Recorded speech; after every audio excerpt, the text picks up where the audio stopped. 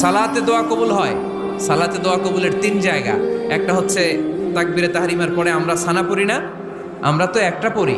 আল্লাহর হাবিব সুন্নাহ এবং নফল নামাজে আরো পড়তেন সানা, ওই দোয়া কবুল হয়। 2 নম্বর জায়গা সালাতে সেজদায় পড়ে দোয়া করলে কবুল হয়। আকরাবু মা ইয়াকুনুল আবদু মির রাব্বিহি ওয়া হুয়া সাজিদ ফাকসিরু ফীহি দুআ। বান্দা যখন সেজদায় লুটিয়ে পড়ে, বান্দা আল্লাহর সবচেয়ে কাছে চলে যায়।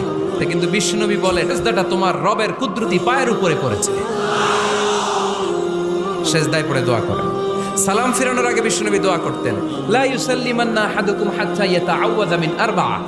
আল্লাহর হাবিব বললেন 4 জিনিস থেকে পানাহ না আছে আমার কোন উম্মত যেন সালাম না ফিরায়। তারা যেন পড়ে আল্লাহুম্মা ইন্নী আউযু বিকা মিন আযাবিল কবর, আউযু বিকা মিন আযাবি জাহান্নাম, আউযু বিকা মিন ফিতনাতিল মাহইয়া ওয়াল মামাত, আউযু বিকা মিন ফিতনাতিল মাসিহিদ দাজ্জাল। আল্লাহ কবরের আযাব থেকে বাঁচাও, আল্লাহ জাহান্নামের আগুন থেকে বাঁচাও, আল্লাহ জীবন